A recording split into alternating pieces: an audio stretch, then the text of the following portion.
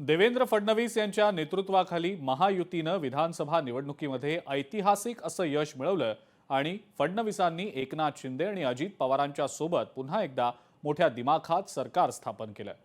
मुख्यमंत्री देवेंद्र फडणवीस यांच्या नेतृत्वातल्या या महायुती सरकारची दैदिप्यमान घोडदौड सुरूच असून गेलं वर्षभर विविध विकास कामांच्या माध्यमातून राज्यातल्या जनतेचं राहणीमान सुखकर करण्याचा प्रयत्न मुख्यमंत्री देवेंद्र फडणवीस यांच्याकडून यशस्वी होताना दिसतोय। देवेंद्र फडणवीस यांच्या सरकारच्या वर्षपूर्तीच्या निमित्तानं लोकशाही मराठीचा हा विशेष रिपोर्ट पाहूया।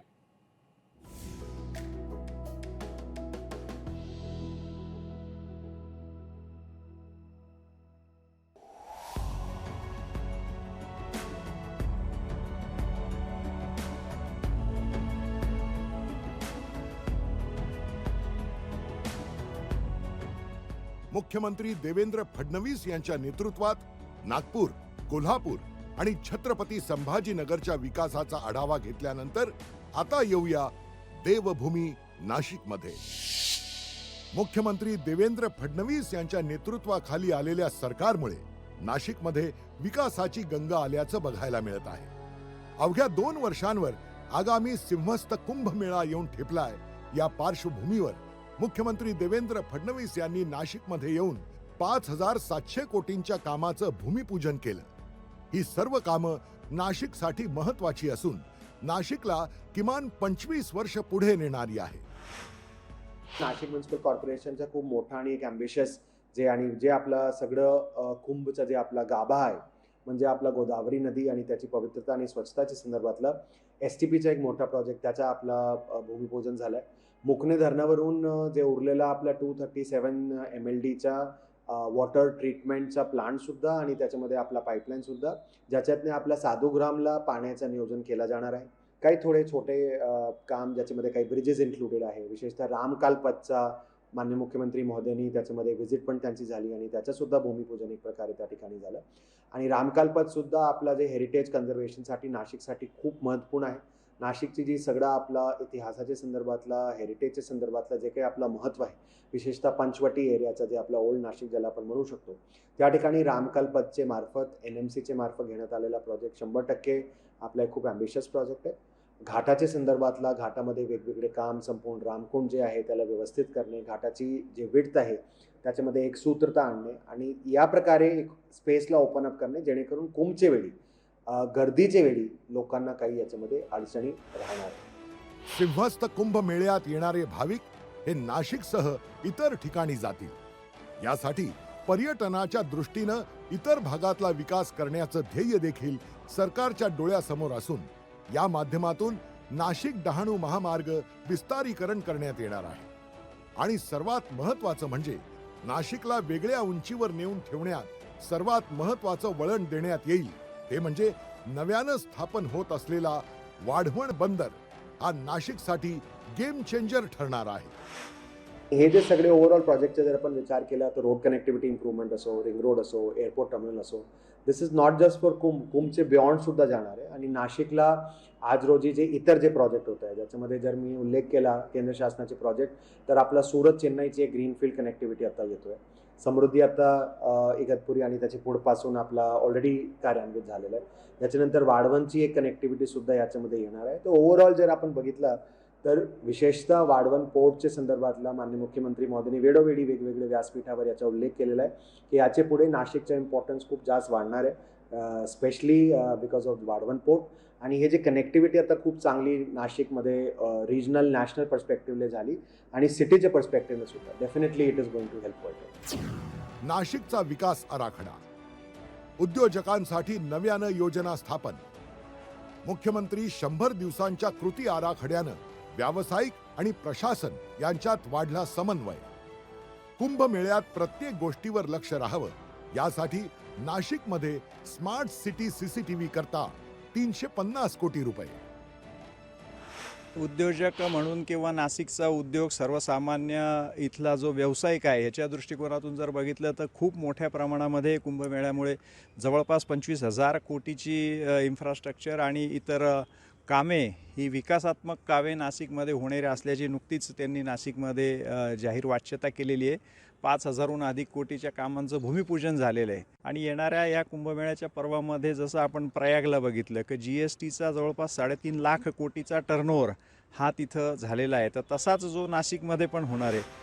एकूणच काय तर आगामी काळात आणि सिंहस्थ कुंभमेळ्यात नाशिकच्या विकासाची गंगा मुख्यमंत्री देवेंद्र फडणवीस यांच्या नेतृत्वाखाली मोठ्या प्रमाणात नाशिकमध्ये बहरणार यात शंका नाही.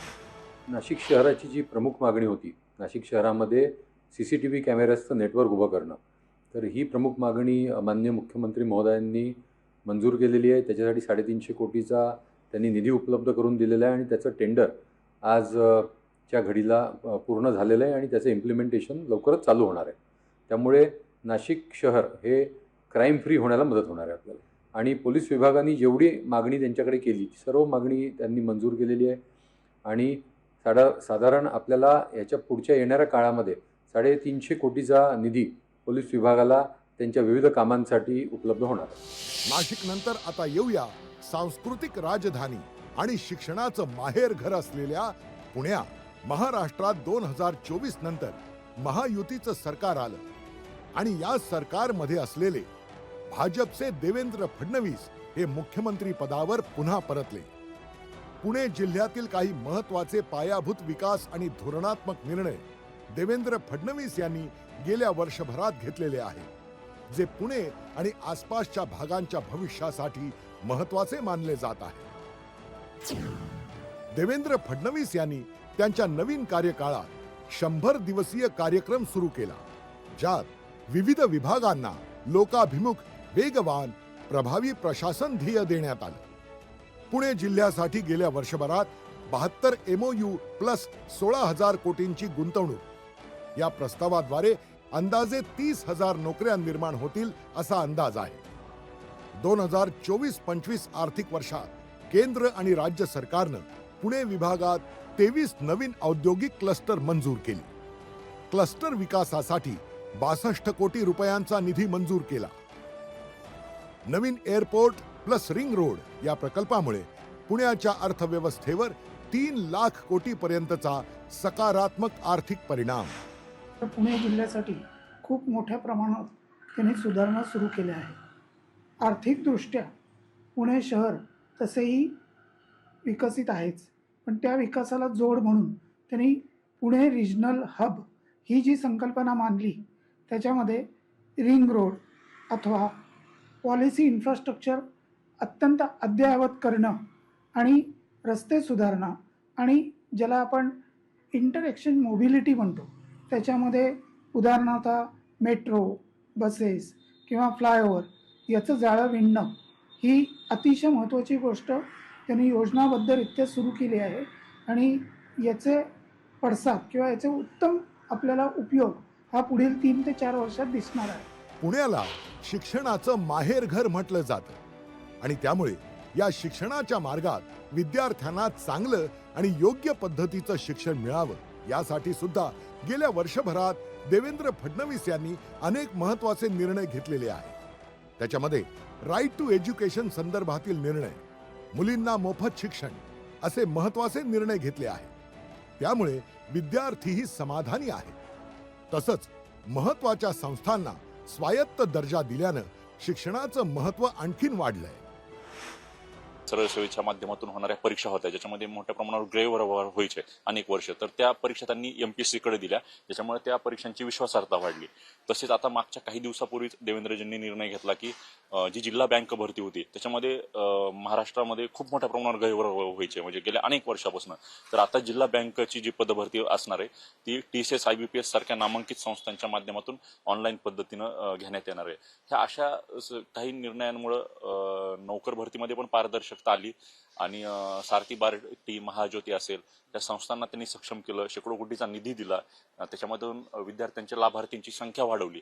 त्यामुळे अनेक बहुजन समाजातील विद्यार्थी असतील, आर्थिक मागास प्रवर्गातील विद्यार्थी असतील, हे शिक्षणाच्या प्रवाहात आले आणि पुणेच्या शैक्षणिक वैभवामध्ये अजून एक चांगली ओळख या सर्व संस्थांमुळे निर्माण झाली देवेंद्रजींच्या निर्णयामुळे. हल्ली आपण बघू शकतो की विद्यार्थी पहिल्यांदा पुणे युनिव्हर्सिटीमध्ये शिक्षण घ्यायला प्राधान्य देतात, पण बऱ्याचदा असं होतं की विद्यार्थी डिमोटिवेट होतात का तर फी जास्त असते प्रत्येक कोर्सची बऱ्याचशा. मग त्याचं असं केलं की त्यांनी सध्या जी ओपन प्रवर्गातल्या विद्यार्थ्यांसाठी ज्यांचं की EWS कॅटेगरीमध्ये जे येतात तर त्यांच्यासाठी जी पंजाबराव देशमुख नावाची शिष्यवृत्ती आहे, पंजाबराव देशमुख निर्वाह योजना, तर त्याच्या अगोदर 30,000 म्हणजे शिष्यवृत्ती दिली जायची विद्यार्थ्यांना. तर गेल्या 2 वर्षांपासून ते 30,000चे 60,000 केलेले आहेत आणि असं करून त्यांनी एक प्रकारे आर्थिक हातभार लावलेला आहे म्हणजे विद्यार्थ्यांच्या शिक्षणासाठी आणि खास करून विद्यार्थिनींसाठी. मग बऱ्याचदा विद्यार्थिनीला एनकरेज करण्यासाठी त्यांनी असं केलं की विद्यार्थिनींचं मोफत शिक्षण केलं, म्हणजे फक्त आता ट्युशन फी न भरता फक्त डेव्हलपमेंट फी भरावी लागते विद्यार्थिनींना. त्यामुळे जास्त प्रमाणात म्हणजे विद्यार्थिनी पण ऍडमिशन घेतात. अनेक विद्यार्थ्यांना कौशल्य आधारित शिक्षण देण्याच्या संधी असतील. आता जे काही ITIs आणि जे काही हे आहेत गव्हर्नमेंट पॉलिटेक्निक ह्या कॉलेजेसच्या अभ्यासक्रमांमध्ये विद्यार्थ्यांना रोजगार अभिमुख शिक्षण देण्यासाठी त्यांनी तरतुदी केलेल्या आहेत. आणि वैद्यकीय शिक्षणामध्ये त्यांनी आता BAMS आणि MBBS तर आपण बघितलं तर त्या जे काही विद्यार्थ्यांना जो काही त्रास व्हायचा आयुर्वेद आणि ऑलिओपॅथिकचा अभ्यासक्रमाचा ते एकत्रित आणण्याचा आणि कन्स्ट्रक्टिव्ह बनवण्याचा त्यांनी प्रयत्न केलेला आहे. विशिष्ट जाती ज्या शिक्षणापासून वंचित होत्या त्यांना विशिष्ट आरक्षण त्या इंग्रजी शाळेमध्ये म्हणजे RTE जे राईट टू एज्युकेशन जो ऍक्ट होता त्याचं इम्प्लिमेंटेशन आता म्हणजे 2023ला देवेंद्रजी मुख्यमंत्री झाल्यानंतर परत एकदा पाहायला मिळत आहे. आणि शैक्षणिक क्षेत्रामध्ये हे बदल देवेंद्रजींच्या न्यायिक शैक्षणिक धोरण ते राबवत आहेत असं मला वाटतं. आणि शिक्षणामध्ये सामाजिक न्याय आणि शैक्षणिक न्याय हे जोपासण्याचं काम सध्याचे महाराष्ट्राचे मुख्यमंत्री करत आहेत. अनेक महाविद्यालयांमध्ये आणि अनेक विद्यापीठांमध्ये निवृत्त झालेले जे शिक्षक शिक्षकेतर कर्मचारी आहेत त्यांच्या रिक्त जागा भरलेल्या नव्हत्या मागच्या शासनाने. तर आणि त्यामुळे महाराष्ट्रातील विद्यापीठांचं रँकिंग जे आहे जे NRF रँकिंग म्हणतो आपण ते त्यामध्ये आपण घसरलेलो आहे, क्रमवारी आपली घसरलेली आहे. कारण संशोधन होत नाही, सिनियर टीचर्स नाहीत. तर हे बदलण्यासाठी त्यांनी उच्च शिक्षण विभागाला सांगितलं की तुम्ही शिक्षक भरती करा. अर्थ विभागाने त्यांची एकत्र मीटिंग घेतली. शैक्षणिक संस्थांना म्हणजे विद्यापीठ आणि महाविद्यालय यांना अधिकाधिक स्वायत्तता मिळावी, ऑटोनॉमी मिळावी या दृष्टीने त्यांनी अनेक योजना अंमलात आणल्या. देवेंद्र फडणवीस मुख्यमंत्री झाल्यावर आपल्या शहरात झालेल्या विकासाबाबत लोकांना नेमकं काय वाटतं, जाणून घेऊया सामान्य जनतेच्या प्रतिक्रिया. देवेंद्र फडणवीस साहेब मुख्यमंत्री झाल्यापासून त्यांनी वारकरी संप्रदायाच्या सर्व वारकऱ्यांसाठी बरंचसं काय केलेलं आहे. पहिल्यांदा आपल्या पुणे एअरपोर्टला संत तुकाराम महाराज या विमानतळाला महाराजांचं नाव दिलेलं आहे. वारकऱ्यांसाठी फार मोठी अभिमानाची गोष्ट आहे आणि आनंदाची गोष्ट आहे. अनेक ठिकाणी ज्या वारकऱ्यांच्या अडचणी असतात त्या सुविधा देण्याचं काम, वारकऱ्यांना सेवा देण्याचं काम त्यांच्या सरकारच्या काळामध्ये अतिशय चांगल्या प्रकारचं केलेलं आहे. मेट्रोचा विषय पहिल्यांदा मेट्रो म्हणजे काय लोकांना असं वाटलं की बाबा काय ते मेट्रो फुकट पैसे आपले सरकार खाणार आहेत म्हणून लोकांचा गैरसमज आहे. ज्यावेळेस तुमची मेट्रो चालू झाली पुणे जिल्ह्यातून किंवा इकडून तिकडून रहदारीला ॲक्सिडेंट कमी व्हायला लागले बाकीचे आणि लोक मेट्रोने प्रवास चालू केला. लोकांनी मेट्रोने प्रवास चालू करून लोक एकदम सुरक्षित जिथं जायचं त्या ठिकाणी सुरक्षित जायचं. इतकंच नाही तर पुण्याचा विस्तार पाहता गेल्या वर्षभरात मेट्रोचं जाळं वाढवणं असेल किंवा शहरातील PMPML बसेसची संख्या वाढवणं यामध्ये महत्वाचे निर्णय मुख्यमंत्र्यांनी घेतले. मुंबई शहराचा चेहरा बदलण्यात फडणवीसांची महत्वाची भूमिका आहे. देवेंद्र फडणवीस यांच्या नेतृत्वाखाली मुंबईच्या विकासासाठी अनेक महत्वाकांक्षी प्रकल्प राबविण्यात आले आहेत. ज्या प्रकल्पांनी मुंबई शहराचा चेहरा बदलण्यात महत्वाची भूमिका बजावली आहे. मुंबईच्या विकासासाठी मुख्यमंत्री देवेंद्र फडणवीस यांनी Mumbai metro, coastal road, Atal Setu यासारख्या मोठमोठ्या प्रकल्पांना गती दिली. या प्रकल्पांमुळे मुंबईचं कनेक्टिव्हिटी नेटवर्क मजबूत झालं आहे. मुंबई शहर आणि मुंबई उपनगर यांच्यातील अंतर कमी झालं आहे. मुंबई आणि नवी मुंबई ही दोन महत्वाची ठिकाणं अटल सेतूमुळे जवळ आली आहे. या दोन महत्वाच्या शहरांबरोबरच आता नवीन तिसऱ्या मुंबईच्या निर्मितीची तयारी सुरू झाली आहे. ही तिसरी मुंबई फ्युचरिस्टिक स्वरूपाची असणार आहे. एवढी मोठी स्पेस तयार होते, 200 एकर स्पेस तयार होते. राज्य सरकार आणि महानगरपालिका या स्पेसमध्ये रिअल इस्टेट तयार करेल आणि त्यातनं सस्टेनेबिलिटी सगळी घालवली जाईल. आणि तुम्ही जे म्हणता कोस्टल रोडमुळे इंधन वाचेल, कोस्टल रोडमुळे ट्रॅफिक जाम वाचेल, त्याच्या दुप्पट तुम्ही त्या ठिकाणी मोठ्या प्रमाणात बिल्डिंग्स तयार कराल आणि त्यामुळे आम्ही याला परवानगी देऊ शकत नाही. आपण दुसरं अंडरटेकिंग त्यांना दिलं की हा संपूर्ण जो काही लँड तयार होणार आहे, जी जमीन तयार होणार आहे रिक्लेमेशनमुळे, या जमिनीवर पार्क्सच्या व्यतिरिक्त, उद्यानांच्या व्यतिरिक्त, मैदानांच्या व्यतिरिक्त आम्ही एकही बांधकाम करणार नाही. आम्ही पूर्णपणे या ठिकाणी खुल्या पद्धतीनं सगळं डेव्हलपमेंट या ठिकाणी करू, अशा प्रकारचा निर्णय दिला. खरं म्हणजे हे सगळं का होऊ शकलं तर राज्यातले मुख्यमंत्री खंबीर होते आणि ते पूर्ण ताकदीने या प्रकल्पाच्या मागे उभे राहिले. पंतप्रधान नरेंद्र मोदी यांच्या मुंबई इन 59 मिनिट्स या संकल्पनेनुसार मुंबईतील कोणत्याही भागातून 59 मिनिटात दुसऱ्या भागात पोहोचता येईल. यासाठी मेट्रो, रस्ते आणि सार्वजनिक वाहतूक प्रकल्प राबवले जात आहेत. देवेंद्र फडणवीस यांच्या नेतृत्वाखाली अनेक वर्षांपासून रखडलेल्या कोस्टल रोड प्रकल्पाला लागणाऱ्या मंजुरी, परवानग्या मिळाल्यानं हा रस्ता बहुतांश पूर्ण झाला आहे. या रस्त्यामुळे दक्षिण मुंबई आणि पश्चिम उपनगर यांच्यात कनेक्टिव्हिटी तयार झाली आहे. UTSC पासून कुलाब्यापर्यंत, ज्यांनी खऱ्या अर्थानं मुंबईला एक नवीन लाईफलाईन तयार होणार आहे. 17 लाख लोक या एका लाईनवर प्रवास करतील. जवळपास 374 किलोमीटरचं मेट्रोचं जाळं हे MMR रिजन मध्ये तयार करण्याचा निर्णय आपण घेतला. यापैकी 70 किलोमीटरचं काम आपलं कार्यान्वित झालं. वाढवण बंदर हे महाराष्ट्रातील पालघर जिल्ह्यातील एक प्रस्तावित बंदर आहे. भारत आणि महाराष्ट्राच्या दृष्टीनं हा एक महत्वाकांक्षी प्रकल्प आहे. भारताच्या पश्चिम किनाऱ्यावर असलेल्या या बंदराचं मुख्य उद्दिष्ट जागतिक व्यापार आणि आंतरराष्ट्रीय माल वाहतुकीला चालना देणं. विशेष म्हणजे याही कामाला मुख्यमंत्री फडणवीसांच्या नेतृत्वातच सुरुवात झाल्यानं याचं श्रेय फडणवीसांच्या पारड्यात जातं. वाढवणचं जे बंदर आहे हे जगातलं पहिल्या 10 बंदरातलं मोठं बंदर होणार आहे.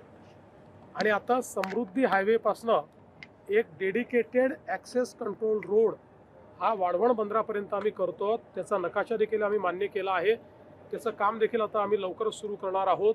त्याच्यामुळे थेट वाढवण बंदराची कनेक्टिव्हिटी ही या सगळ्या समृद्धी महामार्गाशी झाल्यामुळे हे सगळे लॉजिस्टिक पार्क असतील किंवा वेगवेगळ्या प्रकारचे इंडस्ट्रीज असतील त्यांच्याशी होणार आहे. याखेरीज BDD वासियांचं घराचं स्वप्न पूर्ण करणारा BDD पुनर्वसन प्रकल्प, धारावी पुनर्वसन प्रकल्प, मुंबईतील P डिमेलो रोड अर्थात ऑरेंज गेट ते मरीन ड्राईव्ह पर्यंत एक नवीन भुयारी रस्ता, याचं श्रेयही अर्थात विकासाचं स्वप्न पाहून ते सत्यात उतरवणाऱ्या मुख्यमंत्री देवेंद्र फडणवीसांचंच.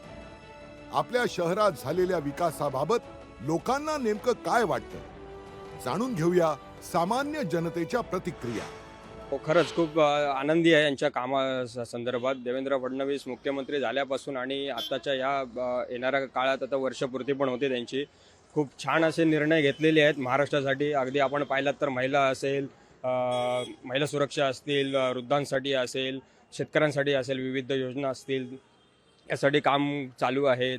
त्यानंतर आता आपण मुंबईत पण पाहिलं तर ठिकठिकाणी सिमेंटचे, काँक्रीटचे रस्ते झालेले आहेत, नवी मुंबई एअरपोर्ट झालेलं आहे, अटल सेतू, कोस्टल रोड सारखे नवीन नवीन प्रोजेक्ट आपल्याला मुंबईकरांना गिफ्ट म्हणून मिळाले आहेत. ज्या दिवसापासून मुख्यमंत्री फडणवीस साहेबांनी ह्या राज्याचे बावडर आपल्या हाती घेतली त्या दिवसापासून त्यांनी विकास कामाचा धडाका लावलेला आहे. जर आपण मुंबईचं जर उदाहरण घेतलं तर अटल सेतू असू दे, नंतर आपलं फ्री असू दे, कोस्टल रोड असू दे आणि ट्रॅफिकची कनेक्टिव्हिटी असू दे, या गोष्टी त्यांनी प्राधान्य दिलेलं आहे. त्यामुळे मुंबईचं ट्रॅफिक बऱ्यापैकी कमी झालेलं आहे. तर मुंबईच्या सुरक्षितता असू दे, महिलांची सुरक्षितता असू दे, याच्यावरती देवाभाऊंनी प्रामुख्याने काम केलेलं आहे. मग राज्याचा जर विचार केला तर लाडकी बहीण योजना असू दे, शेतकऱ्यांच्या प्रश्न असू दे, पीक विमा योजना असू दे, या सातत्याने ह्या गोष्टीवरती त्यांनी आपला अग्रक्रम ठेवलेला आहे. तेव्हा अशा या राज्याच्या मुख्यमंत्र्यांनी मात्र नागपूर महापालिकेचं महापौर पद भूषवल्यानंतर पुन्हा मागे वळून पाहिलं नाही, हे अगदी त्रिवार सत्य म्हणावं लागेल। स्वप्न पाहिलं ते केवळ आणि केवळ महाराष्ट्राच्या कल्याणाचं, विकासाचं आणि उन्नतीचं।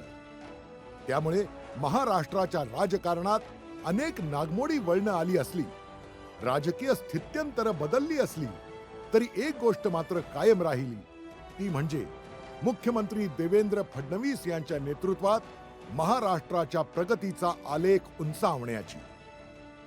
ब्युरो रिपोर्ट, लोकशाही मराठी।